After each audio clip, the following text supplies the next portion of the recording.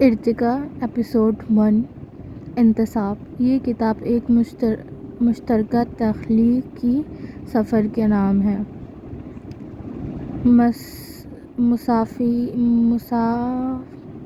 مصنفین کا تعارف۔ یہ ناول دو کلاموں کی مشترکہ خواہش ہے، جہاں خیالات، نقطۂ نظر اور تخلیقی اعمال نے مل کر ایک بنائی تشکیل دیا۔ سجل الطاف ایک ایسی لکھاری ہے جن کی دلچسپی انسانی نفسیات، جذباتی پیچیدگیوں اور کرداروں کی اندرونی کشمکش کو الفاظوں میں ڈھالنے میں ہے۔ ان کی تحریر میں خاموش جذبات، غیر کہی ہوئی باتیں اور ذہنی تضادات نمایاں نظر آتے ہیں۔ وہ کہانی کو صرف بیان نہیں کرتیں بلکہ اسے محسوس کروانے پر یقین رکھتی ہیں۔ ارحم جاوید ایک تخلیق کار جن کے رجحان طاقت کے کھیل اور کرداروں کے تاریخی پہلوؤں کو دریافت کرنے کی طرف ہے۔ ان کی تحریر میں حقیقت کی سختی، فیصلے کی قیمت اور جرم و انجام کے درمیان باریک لکیر کو نمایاں کیا جاتا ہے۔ وہ کہانی کے سختی پہلو اور شدت کو متوازن رکھنے میں اہم کردار ادا کرتے ہیں۔ یہ ناول ان دونوں کی تخلیقی اشتراک کا نتیجہ ہے، جہاں دو مختلف زاویے ایک ہی کہانی میں جمع ہو کر ایک ایسا بنائی تشکیل دیتے ہیں جو نامکمل طور پر سیاہ ہے، نامکمل طور پر سفید۔ پیش لفظ۔ کچھ کہانیاں محفوظ تفریح نہیں ہوتیں، وہ ذہن پر بوجھ بن کر اترتی ہیں اور قاری کو اس کے اپنے سوالوں کے ساتھ تنہا چھوڑ دیتی ہیں۔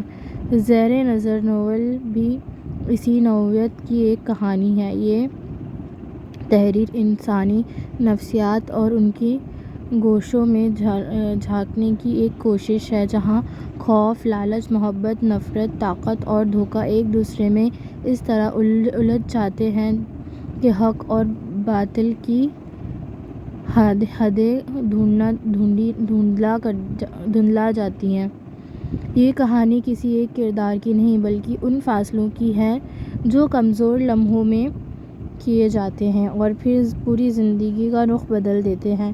یہ کہانی یہ سوال اٹھاتی ہے کہ کیا ہر قاتل محض مجرم ہوتا ہے اور کیا ہر دشمنی نفرت پر ہی ختم ہوتی ہے؟ نفسیاتی تھرلر ہونے کے ناطے اس ناول میں جذبات کا سادہ انداز میں پیش کرنے کے بجائے ان کے پیچیدہ پہلوؤں کو اجاگر کیا گیا ہے۔ یہ تحریر قاری کو کسی کے کردار کے ساتھ کھڑے ہونے پر مجبور نہیں کرتی بلکہ اسے ہر کردار کے زاویے سے سوچنے پر اکساتی ہے۔ یہاں ہیرو اور ویلن کی واضح تشکیل نہیں، کیونکہ حقیقی دنیا میں ایسا شیء نادر نہیں ہوتا ہے۔ ہر کردار اپنے اعمال کے لیے کوئی نہ کوئی جواز رکھتا ہے اور یہی جواز اس کہانی کو زیادہ خوفناک اور زیادہ حقیقت کے قریب بناتا ہے۔ یہ کہانی نہ تو کسی نظریے کی تبلیغ ہے، نہ ہی کسی قسم کا نظام پر الزام۔ یہ صرف مشاہدہ ہے انسانی رویے کا، طاقت کے نشے کا اور کمزور لمحوں کا، جن میں انسان خود اپنے لیے سب سے بڑا خطرہ بن جاتا ہے۔ قسط نمبر 1۔ شام کا وقت تھا۔ سورج پوری طرح غروب ہو چکا تھا، مگر قبرستان کی فضا اب بھی کسی انجانی اداسی میں لپٹی ہوئی تھی۔ ہوا میں ایک خاموش سوگواری بسی ہوئی تھی، ایسی خاموشی جو دل پر بوجھ بن کر اتری ہے۔ چاروں طرف خاموشی تھی، جیسے وقت بھی اس جگہ آ کر ٹھہر گیا ہو۔ سیاہ شرٹ اور جینز میں ملبوس ایک بچہ سر جھکائے 2 قبروں کے سامنے بیٹھا تھا۔ وہ کسی گہرے خیال میں گم تھا۔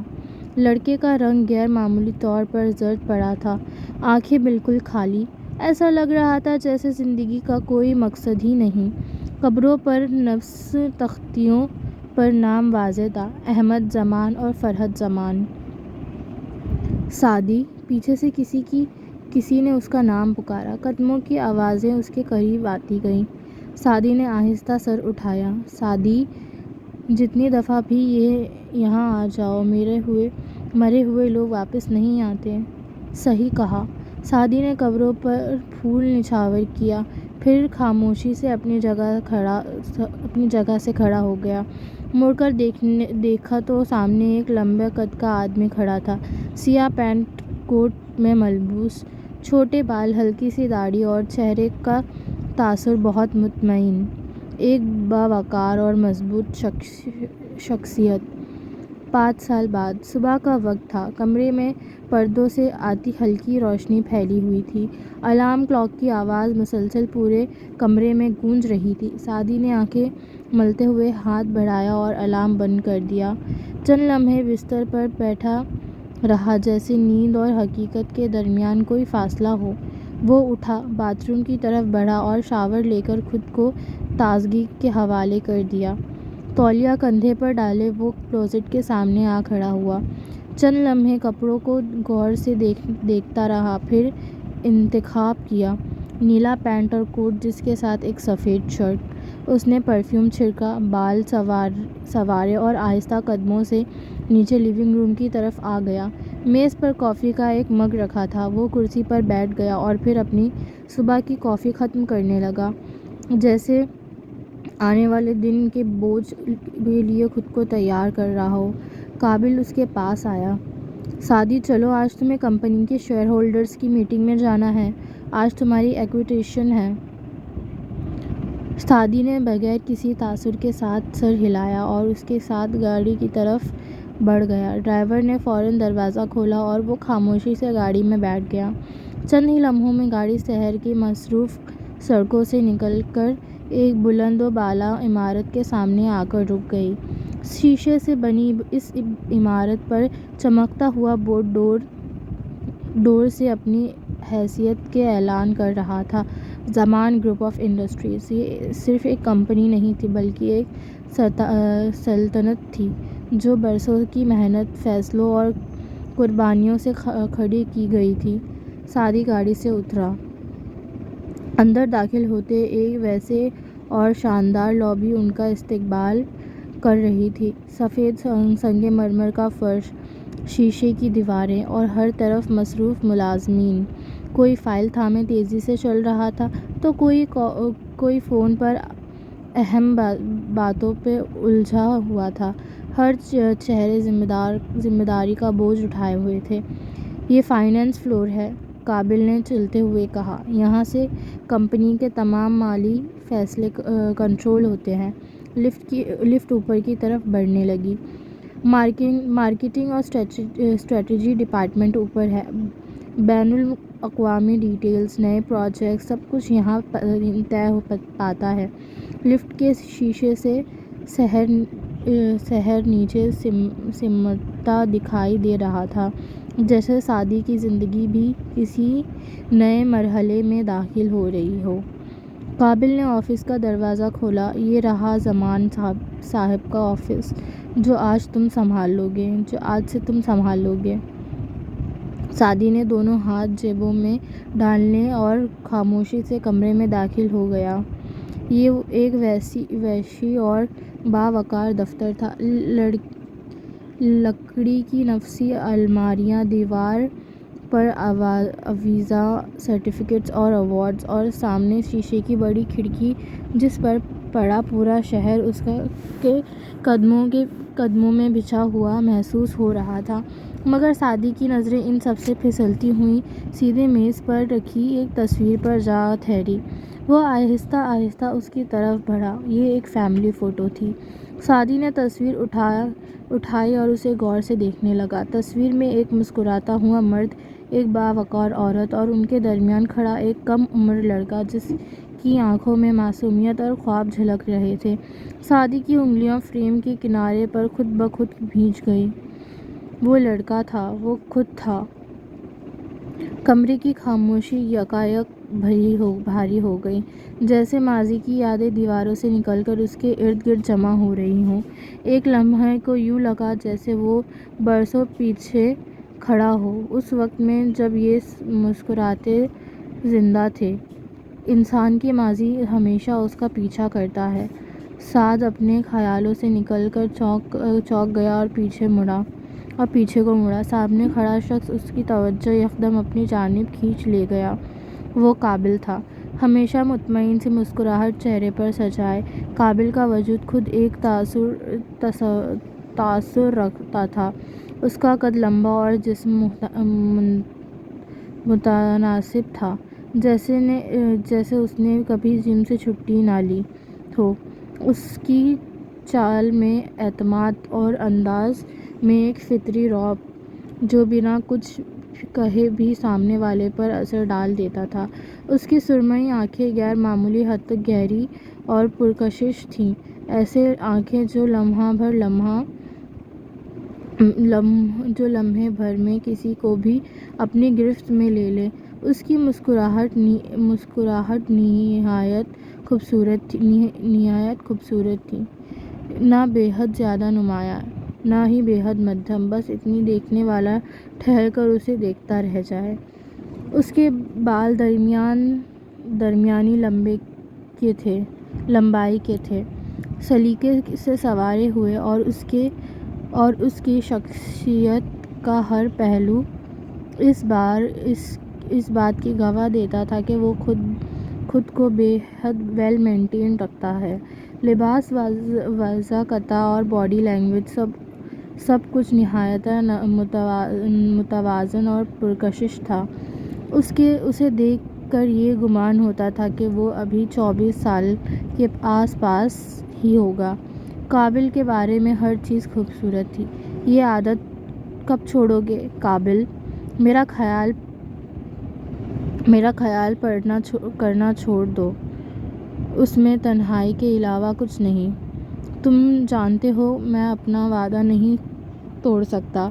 سعدی خاموش رہا۔ 5 سال ہو گئے ہیں قابل۔ سعدی کی آواز میں تھکن تھی اور شکوہ بھی۔ آخر کب تک تم مجھے اپنے اس وعدے کے بارے میں بتاؤ گے؟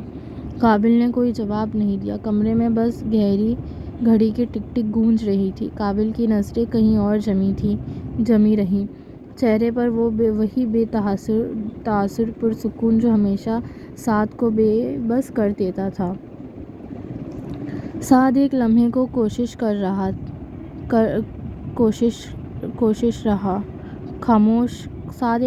خاموش رہا، پھر اس نے نگاہیں چرا لیں۔ وہ سمجھ چکا تھا کچھ کہنے کا کوئی فائدہ نہیں تھا۔ قابل ہمیشہ سے اپنی مرضی کا مالک رہا ہے، اور یہی بات سب سے زیادہ خطرناک تھی۔ اس نے آہستہ سے تصویر واپس میز پر رکھ دی تھی، مگر اس کی نگاہ اب بھی وہیں ٹھہری ہوئی تھی۔ سعدی کی زندگی بہت چھوٹی عمر میں بدل گئی تھی۔ وہ صرف 8 سال کا تھا جب اس کے ماں باپ دونوں دنیا سے چلے گئے۔ ایک حادثہ ہمیشہ اس کے ساتھ رہے گا۔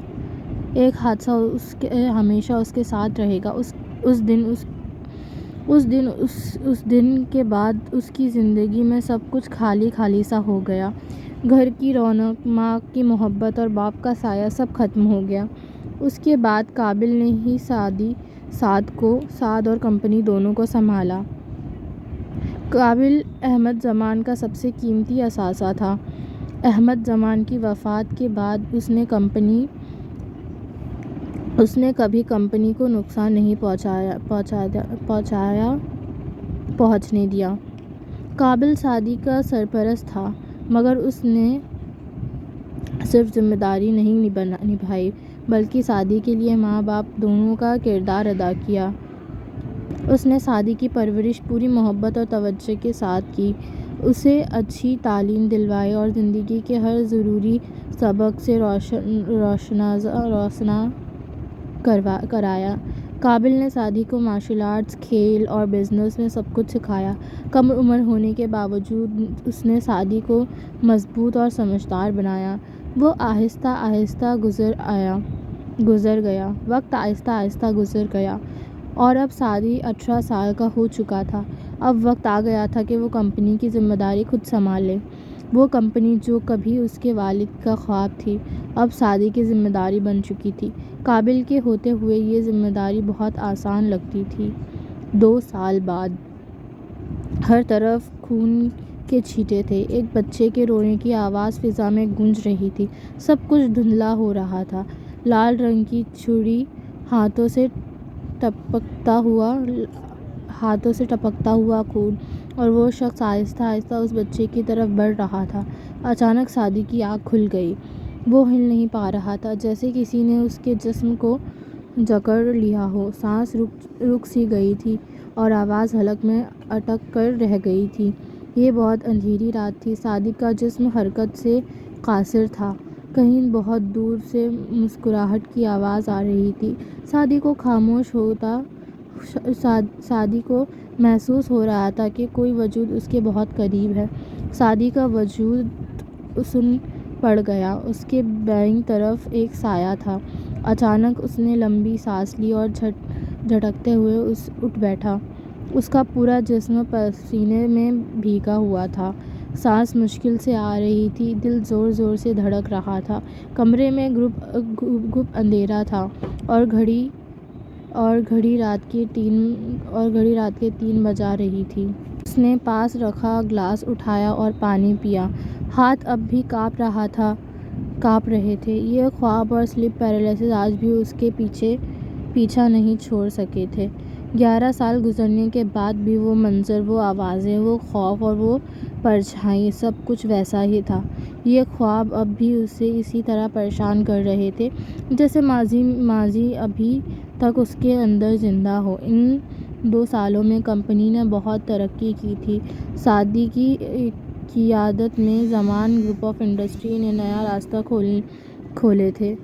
کئی بڑے اور بین الاقوامی منصوبے شروع ہو چکے تھے اور کمپنی ملک سے باہر بھی پہچانے جانے لگی تھی۔ نئے معاہدے، نئی مارکیٹس اور مضبوط فیصلے، سب کچھ تیزی سے آگے بڑھ رہا تھا۔ لوگ سعدی کو اب صرف ایک کم عمر وارث نہیں سمجھتے تھے، بلکہ ایک سمجھدار اور مضبوط لیڈر کے طور پر دیکھنے لگے تھے۔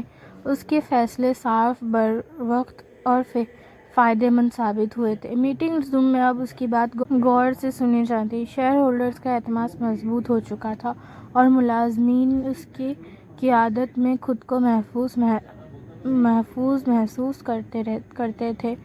کم عمری کے باوجود سعدی نے ثابت کر دیا تھا کہ قابل کی تربیت رائے گاں نہیں گئی۔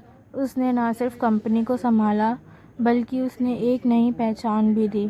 سعدی اپنے آفس میں بیٹھا ہوا تھا۔ اس کی نظریں لیپ ٹاپ کی اسکرین پر جمی ہوئی تھیں۔ اس کی آنکھیں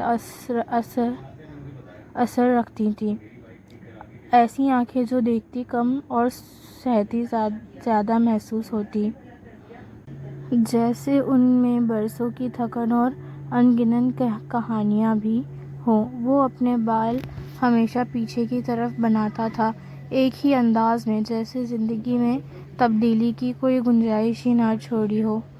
اس کے چہرے پر مسکراہٹ کا نام و نشان نہیں تھا۔ وہ حد سے زیادہ سنجیدہ اور مرا سا لگتا تھا، گویا مسکرانا کبھی اس کے معمول کا حصہ رہا ہی نہیں ہو۔ یوں محسوس ہوتا تھا جیسے زندگی میں اس کے لیے صرف کام ہی باقی رہ گیا ہو، نہ کوئی خواہش، نہ کوئی شوق، نہ ہی کوئی جذبہ جو اس کے چہرے پر جھلک دکھا سکے۔ وہ زیادہ تر سوٹ پہنتا تھا، سادہ، نفیس، اور جمعہ کے دن یہ اس کا اٹل معمول تھا۔ وہ ہمیشہ کالا کرتا پہنتا تھا۔ اس کے انداز، اس کی خاموشی، اس کی یکسانیت، سب کچھ اس بات کی گواہ دیتا تھا کہ وہ شخص زندگی کو جی نہیں رہا بلکہ صرف گزار رہا ہے، ایسی زندگی جہاں جذبات کہیں پیچھے رہ گئے ہوں اور انسان صرف اپنے فرض کے ساتھ کھڑا رہ گیا ہو۔ اچانک دروازے پر دستک ہوئی۔ کم ان۔ سعدی نے سر اٹھا کر نہیں دیکھا۔ سر، یہ آپ کی کافی۔ رکھ دو۔ سعدی نے بغیر دیکھے جواب دیا۔ وہ فائلز اور اسکرین میں الجھا ہوا تھا۔ لڑکی نے کپ میز پر رکھنے کے لیے آگے ہاتھ بڑھایا ہی تھا کہ اچانک سے اس کے ہاتھ سے کپ پھسل گیا۔ گرم کافی پورے ٹیبل پر پھیل گئی۔ میز پر رکھی فائلز بھیگ گئیں اور کاغذ خراب ہو گیا۔ "What the hell!" سعدی غصے سے بولا۔ "تمہیں کس نے بھیجا ہے یہاں؟" لڑکی گھبرا گئی۔ "سر، وہ..." "باہر نکلو اور اسی وقت میری آفس سے نکل جاؤ!" سعدی نے فون اٹھایا اور غصے میں چیخنے لگا۔ "کتنی دفعہ کہا ہے کمال کے علاوہ کسی کو میرے آفس میں مت بھیجا کرو!"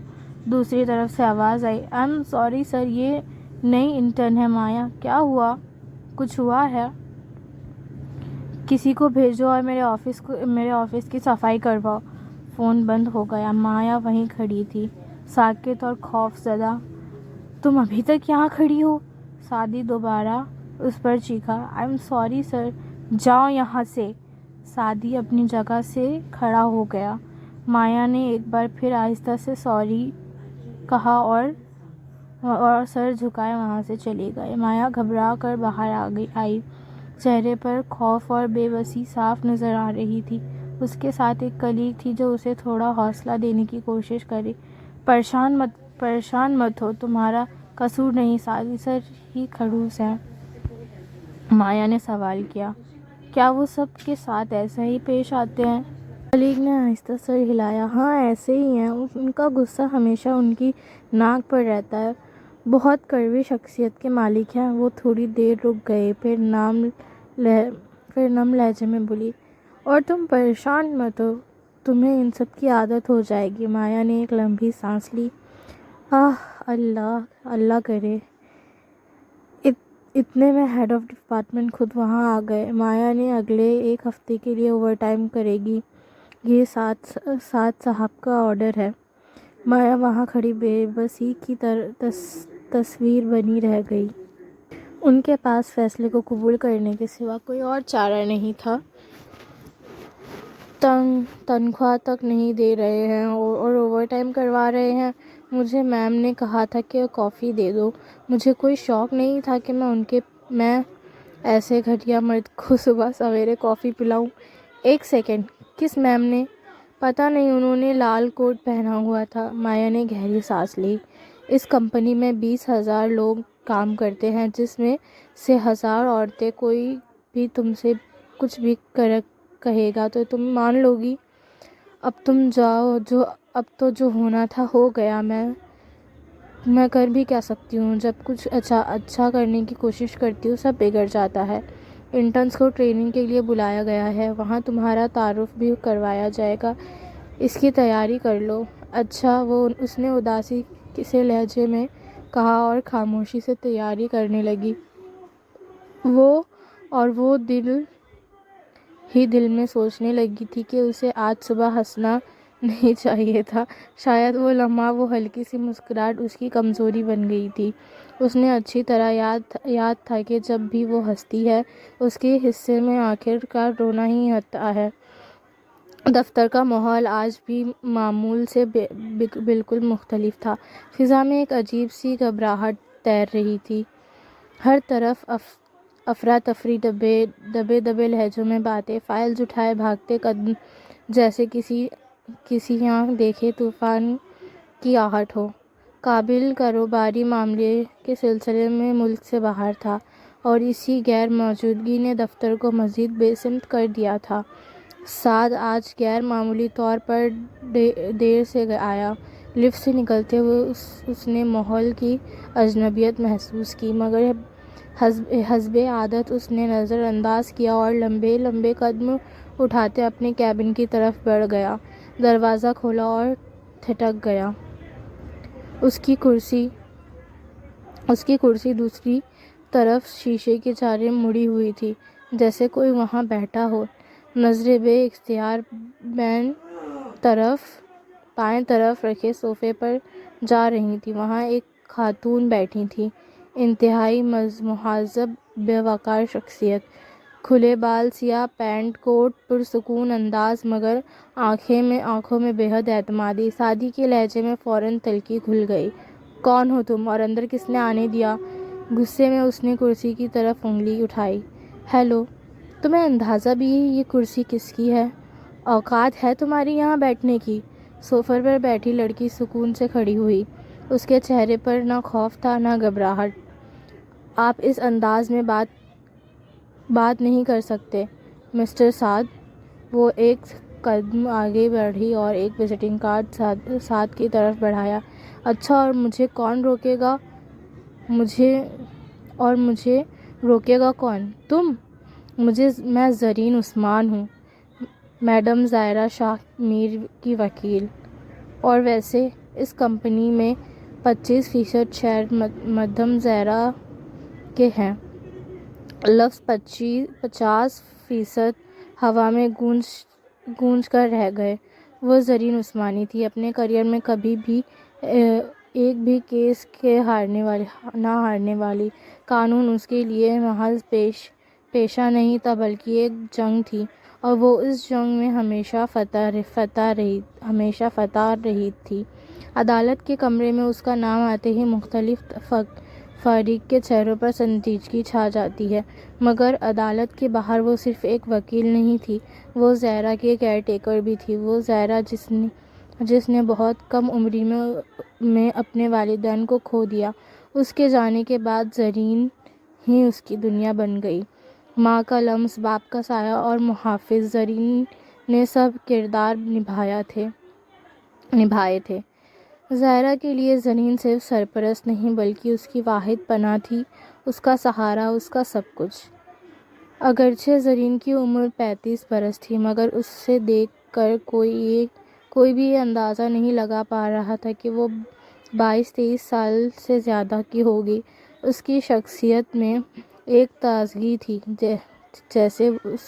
جیسے وقت اس پر انداز ہی نہ ہو پایا ہو۔ وہ روزانہ 5 کلومیٹر کی جاگنگ کرتی، نہ صرف جسم کی چاق و چوبند رکھنے کے لیے بلکہ ذہن کو گرد صاف کرنے کے لیے۔ وہ نہایت خوبصورت نقوش کی مالک تھی۔ اس کی آنکھیں بڑی بڑی اور بولتی ہوئی تھیں، جن میں سے حتیٰ کی چمک، اس کے تجربے کی گہرائی صاف جھلکتی تھی۔ چھوٹی سی ناک سے اس کے چہرے کو مزید نکھار دیتی تھی۔ درمیانی لمبی سیاہ بال اس کی مجموعی ساخت میں ایک فطری وقار پیدا کر دیتے تھے۔ وہ بناؤ سنگھار کی محتاج نہیں تھی، سادگی ہی اسے پہچانی تھی۔ زرین عثمان وہ عورت تھی جس نے زندگی کے سخت سبق خود سیکھے تھے۔ سعد کے ہاتھ میں کارڈ تھا مگر نظریں اب کرسی پر جمی تھیں۔ یہ 50% کی مالکن ہے، کیا نام لیا؟ ہاں، زائرہ۔ یہ گونگی ہے؟ سعد نے انگلی اس کی طرف اشارہ کرتے ہوئے پوچھا۔ تم آفس بوائے ہو نا؟ اتنا بدتمیز اس کمپنی کا CEO نہیں ہو سکتا۔ کرسی کے پیچھے سے آواز آئی۔ وہ کرسی آہستہ آہستہ اس کی طرف مڑی۔ سعد نے پہلی بار سامنے بیٹھے وجود کو دیکھا۔ کالے رنگ کی ہوڈی، اونچی بڑی پونی ٹیل، سفید رنگ، دودھ جیسا شفاف، پتلی نفیس ناک، نازک سے ہونٹ، ایک نہایت نازک سی بے حد خوبصورت لڑکی اس کی کرسی پر بیٹھی تھی۔ وہ مسکرائی۔ زرین، اس نے نگاہیں سر پر جمائے رکھتے ہوئے کہا، انہیں بتاؤ کہ میرے بابا کے اس کمپنی میں ووٹنگ رائٹس زیادہ ہیں۔ زرین نے پرسکون انداز میں سر ہلا دیا۔ سعد نے خشک سے قہقہہ لگایا۔ سعد نے کرسی سے ٹیک لگایا، زائرہ کے بالکل سامنے۔ انگلیاں میز پر بے ترتیب تھپتھپائیں۔ ہونٹوں پر ایک ہلکی سی مسکراہٹ تھی۔ اوہ ہو، اس نے سر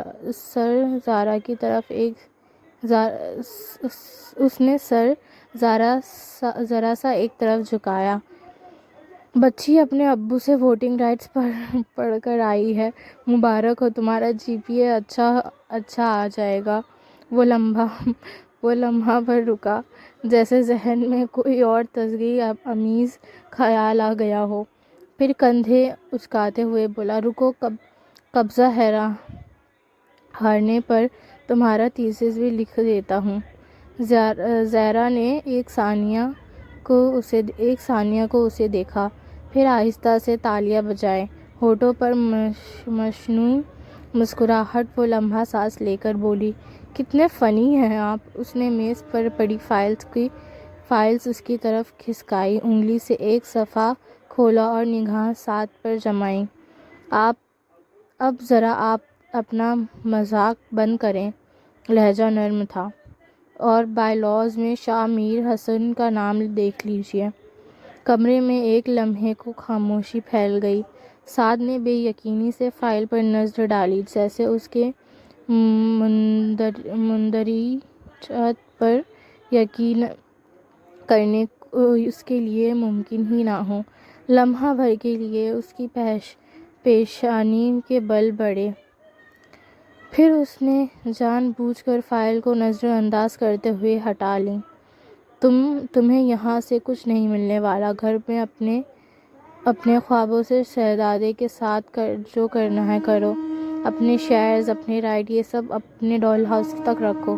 ایک لمحے کو رکا، پھر ہونٹوں پر طنزی مسکراہٹ پھیل گئی۔ ہاں، بھیک مانگو گی تو شاید میں کچھ دے دوں۔ وہ اچانک سے اپنی جگہ سے اٹھی اور سامنے میز پر جھکتے ہوئے کہا۔ زہرا کی مسکراہٹ گویا یکدم کہیں غائب ہو گئی۔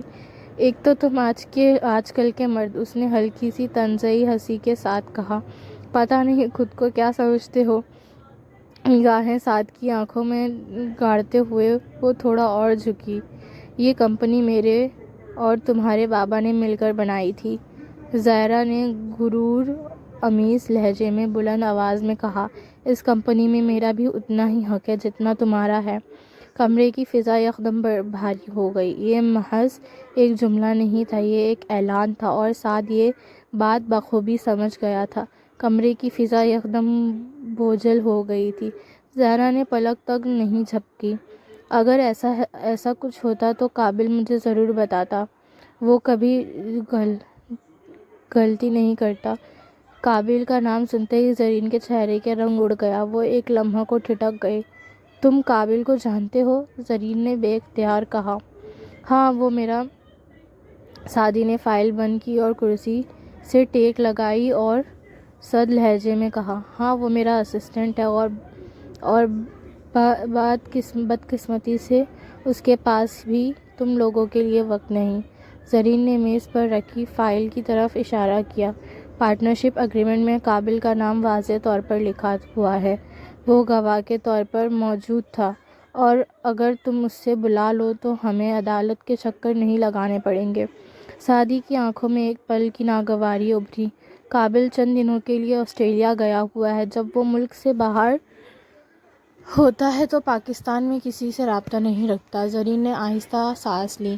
زہرا، مجھے اب اس قابل پر کوئی خاص یقین نہیں رہا۔ ایک ایسے لاپرواہ شخص 9 سال سے زمان گروپ کو سنبھال رہا ہے، یہ ناممکن لگتا ہے۔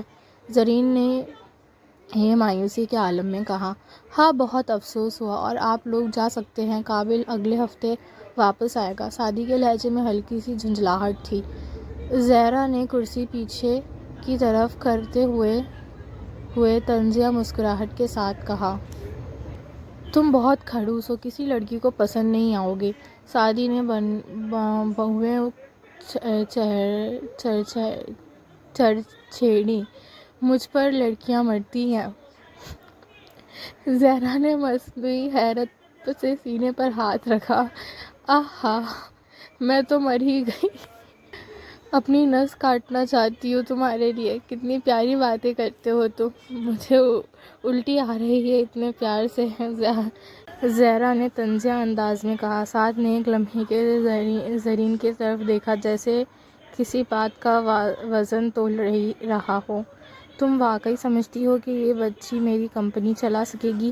زہرا خاموش رہی۔ زرین فوراً بولی، مسٹر سعد، آپ کو بزنس میں ابھی تک ایک بات سمجھ نہیں آئی؟ ڈونٹ جج اے بک بائی اٹس کور۔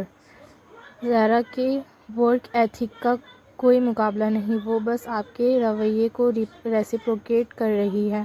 سعد نے گہری سانس لی۔ خیر، میرا کام رکا ہوا ہے، تم لوگ جا سکتے ہو۔ سعد نے اپنے بیگ کی زپ کھولا اور اس میں سے لیپ ٹاپ نکالا۔ زرین نے بیگ اٹھاتے پلٹ کر کہا، کسی خوش فہمی میں نہ رہیے گا، فائلز آپ کے میز پر رکھ دی ہیں، دیکھ لیجیے گا۔ یہ کہہ کر وہ دفتر سے باہر نکل گئی۔ زہرا دروازے پر رکی، پھر مڑ کر سعد کو گھورتے ہوئے دیکھا۔ تم سب کے ساتھ کھڑوس ہو یا بس اسی لیے کہ تمہاری کرسی پر بیٹھ گئی تھی؟ سعد کی آواز میں سرد مہری جم گئی۔ It's none of your business. Zahra ہنس دی۔ میں بعد میں بھی ایسے ہی پیش آؤں گی، دیکھنا تم۔ وہ چلی گئی۔ کمرے میں خاموشی پھیل گئی۔ اچھی فضول قسم کی لڑکی ہے۔ سعد اپنی کرسی پر بیٹھا رہ گیا۔ یہ پہلی بار تھا کہ اس نے نفرت محسوس کی، نہ کسی شخص سے بلکہ ایک ایسے کیفیت سے جو قابو میں نہیں تھی، ایک ناگوار بے نام سی چبھن جو اندر کہیں ٹھہر گئی۔ زہرا اور زرین آفس سے کیفے ٹیریا میں آ بیٹھیں۔ کافی کا آرڈر دیا گیا اور گفتگو کا مرکز ایک ہی شخص تھا، سعد۔ زرین نے سعد کے والدین کے بارے میں بتایا۔ زہرا نے سر ہلایا۔ اب اسے سمجھ آ رہا تھا کہ وہ اتنا آئسولیٹڈ کیوں ہے۔ ویسے زہرا نے دونوں کونیاں میز پر رکھیں اور دونوں ہاتھ اپنی تھوڑی کے نیچے رکھتے ہوئے سوال کیا، یہ قابل کون ہے؟ زرین کا چہرہ سنجیدہ ہو گیا۔ قابل کے بارے میں نیشنل ڈیٹا بیس میں کوئی ریکارڈ نہیں، نہ کمپنی کے کوئی آفیشیل ڈاکیومنٹس میں اس کا نام آتا ہے۔ میں نے جتنی بھی ریسرچ کی ہے اس میں اس کے بارے میں کچھ بھی نہیں لکھا ہوا ملا۔ تمہارے ابو اس کے زمان صاحب کے کہنے پر گواہ بنایا گیا تھا۔ کوئی نہیں جانتا کہ وہ کون ہے، کیا کرتا ہے، سوائے سعد کے۔ ہم بس دعا کر سکتے ہیں کہ وہ سعد جیسا نہ ہو۔ اگر وہ بھی اتنا ہی کھڑوس نکلا تو کیس سیدھا کورٹ میں جائے گا۔ کیا آپ کیس ہار سکتی ہیں؟ زہرا نے پوچھا۔ زرین کے لہجے میں غرور جھلکا۔ زرین عثمان نے اپنے کیریئر میں آج تک کوئی کیس نہیں ہارا۔ اسی لمحے آفس بوائے کافی لے کر آیا۔ زہرا نے گرین ٹی لی تھی۔ زرین نے اچانک آفس بوائے سے پوچھا، قابل کے بارے میں آپ کیا جانتے ہیں؟ آفس بوائے کی مسکراہٹ فوراً مند پڑ گئی۔ وہ گھبرا گیا۔ آپ کیوں پوچھ رہی ہیں؟ ہم ان سے ملنے آئے ہیں، زرین نے سکون سے کہا۔ آفس بوائے نے نظریں جھکا لیں۔ میں ان سے مل نہیں سکا، بس دور سے ہی دیکھا تھا، مگر سنا ہے وہ ان سے نہیں ملتے جو ان سے نہ ملے تو خوش نصیبی ہے۔ کیوں؟ زہرا نے فوراً پوچھا۔ وہ ہچکچایا۔ کہتے ہیں وہ اچھے انسان نہیں ہیں۔ کچھ لوگ یہ بھی کہتے ہیں کہ ان پر کئی کیس ہیں، مگر دیکھنے میں وہ اچھے مزاج کے لگتے ہیں۔ وہی ہوا جس کا زرین اور زہرا کو خدشہ تھا۔ زرین نے مزید سوال کرنا چاہا، مگر آفس بوائے کے چہرے پر خوف صاف نظر آ رہا تھا۔ اس نے اسے جانے دیا۔ کافی ختم کرتے ہوئے زہرا بولی، اگر قابل نے گواہی سے موڑ لیا تو؟ زہرا نے کپ میز پر رکھ دیا۔ تو ہم کیس جیتیں گے اور کمپنی میں اپنا حق لے کر رہیں گے۔ زہرا خاموشی سے کافی پیتی رہی۔ قابل کے بارے میں کچھ ایگریمنٹ میں نہیں لکھا ہے، زہرا نے تجسس کے بھرے لہجے میں کہا۔ بس اسی کی ڈیٹ آف برتھ تھی، لیکن مجھے وہ بھی جھوٹ لگ رہا ہے۔ وہ 37 سال کا بنتا ہے اور تمہارے ابو جیسے کیسے بھروسہ کریں گے کہ ایسے شخص پر جو اپنے سے 20 سال چھوٹا ہے؟ مجھے تو اس پر بالکل یقین نہیں، زرین نے شک سے کہا۔ اوہ زرین، آپ اتنا ٹینشن کیوں لیتی ہیں؟ وہ ابھی وہ بھی آپ کی طرح بہت اچھے ہوں گے۔ آخر وہ سعد اور بزنس دونوں کو سنبھال رہے تھے۔ زہرا نے ہمیشہ کی طرح زرین کو مثبت انداز میں ہمت دی۔ ہونا تو چاہیے، لیکن میری سکس سینس کہہ رہی ہے کہ اس شخص میں کچھ برا ہے۔ زرین نے فکر بھری آواز میں کہا، ہاں کیا پتہ، تمہیں ساری زندگی مردوں سے نفرت کے بعد وہ پسند آ جائے۔ اسی لیے زرین نے مزاحیہ لہجے میں کہا، زہرا تم اپنی کافی ختم کرو، مجھے کوئی پسند نہیں آنا، اور ویسے بھی تمہاری شادی کی عمر ہونے والی ہے۔ زرین نے ہلکی سی ڈانٹنے والے لہجے میں کہا، ابھی نہیں، ابھی تو میں صرف 18 کی ہوں، ابھی بہت کچھ حاصل کرنا ہے۔ زہرا تھوڑی دیر کے لیے رکی اور پھر بولی، ہاں اگر آپ 7 زمان سے کہہ رہی ہیں تو میں سوچ سکتی ہوں۔ استغفراللہ، اس خڑوس سے تو کبھی نہیں ہونے دوں گی میں تمہاری شادی، سوچنا بھی مت۔ زرین نے غصے سے کہا، جی میں تو آپ کو تنگ کر رہی ہوں، جیسے وہ ہے اس کا زہرا شاہ میر کبھی نہیں ملے گی۔ زہرا نے غرور سے کہا۔ کچھ دیر تک ان دونوں کے درمیان بات چیت جاری رہی، ہنسی، تھوڑی مایوسی اور پھر معمولی جھڑکیاں، لیکن ہر لمحہ ایک دوسرے کو فکر کرنے کی اور جذبات کو سمجھنے کا سبب بھی بن رہا تھا۔ اور پھر وہ کچھ دیر میں وہاں سے چلی گئی۔ سنسان جگہ تھی، ایک آدمی کرسی کے ساتھ مضبوطی سے بندھا ہوا تھا۔ فضا میں خوف کا بوجھ اس طرح معلق تھا کہ سانس لینا بھی دشوار لگتا تھا۔ آس پاس دور دور تک عمارتیں نہیں تھیں، بس وہی جگہ تھی جہاں سے اسے قید کر دیا گیا تھا۔ تنہا، بے رحم اور خاموش۔ اچانک قدموں کی بڑی آواز گونجنے لگی، ایک ایک قدم جیسے زمین پر ضرب لگ رہا ہو۔ بندھا ہوا آدمی تڑپ اٹھا۔ اس نے بڑھی ہوئی آواز میں دھمکی دی، جان سے مار دوں گا تمہیں، تم نے غلط شخص کو اغوا کیا ہے۔ قدم ایک سائے میں آ کر رک گئے۔ اندھیرے میں موجود وجود نے کچھ نہیں کہا، بس خاموشی مزید گہری ہو گئی۔ وہ آدمی جلدی سے بولا، ابھی بھی موقع ہے، اگر اپنی زندگی چاہتے ہو تو مجھے جانے دو، ہاتھ پاؤں توڑ دوں گا مگر جان بخش دوں گا۔ جواب میں اندھیرے سے ایک خوفناک قہقہہ ابھرا، ایسا قہقہہ جس نے فضا کو چیر ڈالا ہو۔ پھر ایک ٹھنڈی بھری آواز سنائی دی، تم نے وہ کورنگی کی کہاوت سنی ہے؟ آدمی جھنجھلا کر بولا، میرے پاس فضول باتوں کا وقت نہیں ہے، اپنی رقم بتاؤ اور مجھے جانے دو۔ سایہ ذرا سا آگے بڑھا، آواز اب اور زیادہ گہری ہو چکی تھی، قابل کی دشمنی کی سب سے بڑی بدقسمتی یہ ہے کہ وہ قابل کے دشمن ہے۔ یہ سنتے ہی بندھے ہوئے آدمی کے تاثرات بدل گئے، چہرے سے سارا غرور، ساری دھمکیاں یوں غائب ہو گئیں جیسے کبھی تھی ہی نہیں۔ آنکھوں میں ایک ایسا خوف اتر آیا جیسے کسی نام سے ماضی کا کوئی انتہائی بھیانک دروازہ کھول دیا گیا ہو۔ سو گائز، یہ اترکا ہے، میں نے نیو ناول سٹارٹ کی ہے، اس کا بھی چند ہی ایپیسوڈ آئے ہیں۔ So I have recorded it as much as I have the material, میرے پاس جتنا مٹیریل تھا میں نے ریکارڈ کیا۔ I hope you will enjoy this. I don't know how many of you listen to my voice over my novels in my voice, but I hope you all are good and good in your health. I hope آپ صحت یاب رہیں اور اچھے سے رہیں، تندرست رہیں۔ اللہ آپ کا آسانی کرے، اللہ آپ کی ساری جائز دعا قبول کرے، and that's it. اللہ حافظ and take care of yourself.